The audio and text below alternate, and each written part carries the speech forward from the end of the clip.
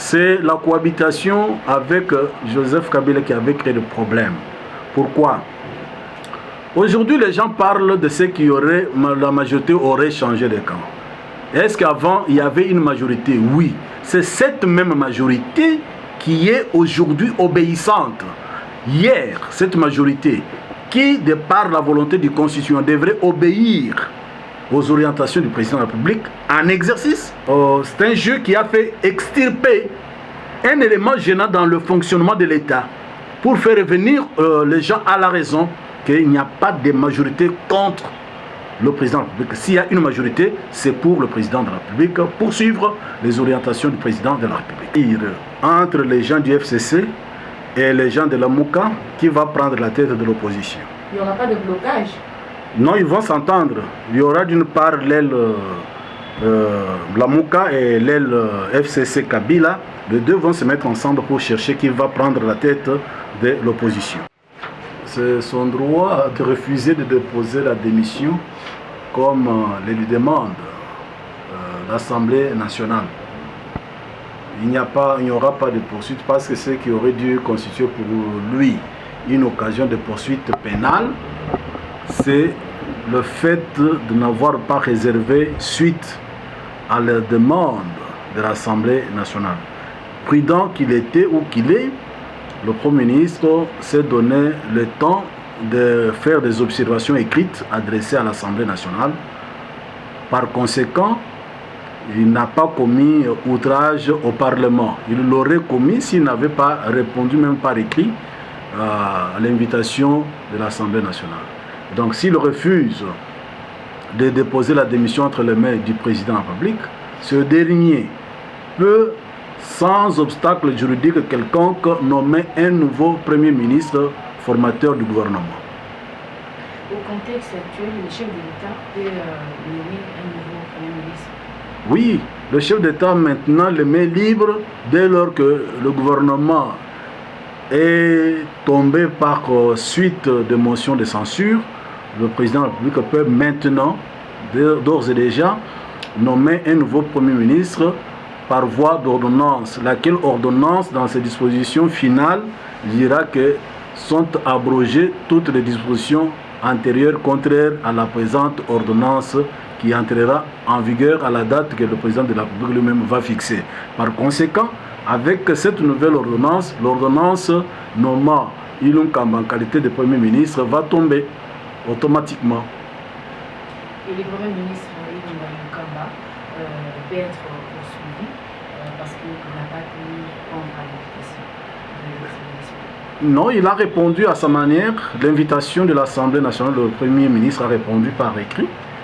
Et par conséquent, il n'a pas commis d'outrage envers l'Assemblée nationale.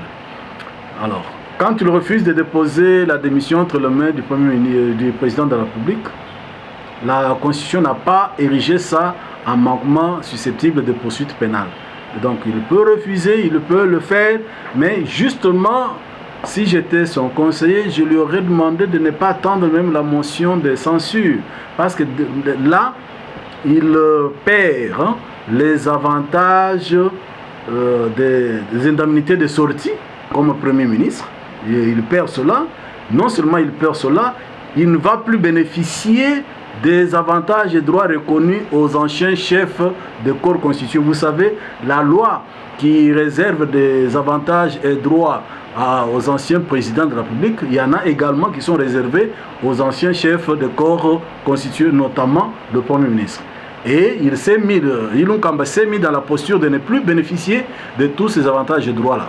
Voilà. Et il amène avec lui tous les membres Bien sûr, tout de son gouvernement. Bon, les membres de son gouvernement, je pense qu'il y aura une étude approfondie à faire quant à ceux, mais du moins, comme il est le chef du gouvernement, vous avez vu hier quelques membres du gouvernement qui étaient à l'Assemblée nationale, c'est pour dire qu'ils prenaient distance vis-à-vis de la conduite et du comportement du Premier ministre. Ceux-là, je pense, au bénéfice de la loi portant avantage dû aux anciens présidents de la République et chefs de corps constitués, ils peuvent en bénéficier, mais Ilunga Kamba, dans la posture qui est la sienne aujourd'hui, il s'est fait des choix de bénéfice de tous ces avantages-là.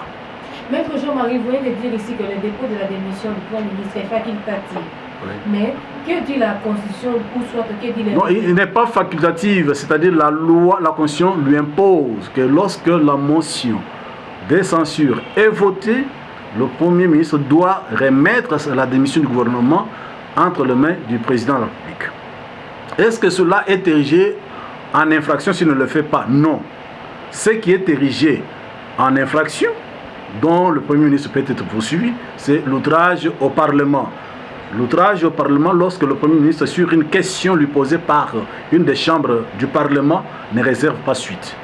Or, dans le cas qui concerne Ilunga Kamba, lorsqu'il a reçu l'invitation pour aller discuter de la motion de censure, il ne s'est pas présenté, mais il a envoyé des observations écrites. C'est-à-dire il a répondu à l'invitation. Et là, nous nous trouvons en l'absence des éléments constitutifs de l'infraction d'outrage au Parlement. Alors, Maître Jean-Marie Kabengela, vous êtes sûrement un grand avocat de ces pays. Que diriez-vous à tous ces mondes-là qui pensent qu'aujourd'hui, le régime de Félix Tshisekedi commet les mêmes erreurs que celui de Joseph Kabila dans le passé? Je ne vois pas des erreurs qu'il commet. Au contraire, c'est la cohabitation avec Joseph Kabila qui avait créé le problème. Pourquoi? Aujourd'hui, les gens parlent de ce qui aurait, la majorité aurait changé de camp. Est-ce qu'avant, il y avait une majorité? Oui. C'est cette même majorité qui est aujourd'hui obéissante. Hier, cette majorité qui, de par la volonté du Constitution, devrait obéir aux orientations du président de la République en exercice, mais les membres, notamment animés par Ilunga Kamba en tête, la présidente de l'Assemblée nationale et les autres, voulaient bien se référer à Joseph Kabila qui n'était plus le président de la République. Or, s'il y a une majorité dans tous les systèmes juridiques à travers le monde, la majorité c'est par rapport au président en exercice. Et donc cette majorité, le jeu politique mené par Félix Tshisekedi a eu pour résultat de dire aux gens ce n'est plus Kabila qui est président de la République, c'est moi. Et s'il y a une majorité qui existe, cette majorité, c'est une majorité qui m'accompagne moi en tant que président de la République. Il ne peut pas y avoir une majorité au Parlement pour accompagner un sénateur à vie, pour accompagner quelqu'un qui n'est pas président de la République. Donc, le jeu politique mené par Félix, moi, je l'apprécie à sa juste valeur parce que c'est un jeu qui a fait extirper un élément gênant dans le fonctionnement de l'État pour faire revenir les gens à la raison qu'il n'y a pas de majorité contre le président de la République. S'il y a une majorité, c'est pour le président de la République, pour suivre les orientations du président de la République. Le gouvernement de l'Union sacrée de la Nation sera connu très bientôt. Quelles sont vos attentes par rapport à ça? Que le président de la République fera recours aux technocrates. On en a marre de politiciens. N'est-ce pas? S'il y a 30% des politiciens, mais il faut que 70% des membres du gouvernement soient des technocrates, de gens qui connaissent l'administration, qui ont déjà servi dans plusieurs secteurs de la vie. Mais si on revient toujours avec les politiciens qui n'ont fait dans leur vie que les campagnes, les chansons, la danse, donc on n'aura pas évolué. Ce pays a investi beaucoup pour former des élites intellectuelles. Et c'est le moment pour que cette élite accompagne le président de la République, et nous en avons marre des politiciens qui n'ont comme travail que d'être politiciens. Quels sont ces gens que vous n'aimeriez pas voir? J'ai parlé de ce que les politiciens, 30%, 70%, ça doit être réservé aux technocrates.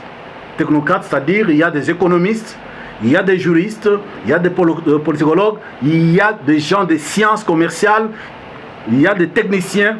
Donc, dans chaque domaine, on doit trouver les gens qui ont été formés pour ce travail-là. Donc, je conseillerais au président de la République, on n'apprend rien au sommet de l'État, surtout lorsqu'il s'agit de gérer le ministère régalien.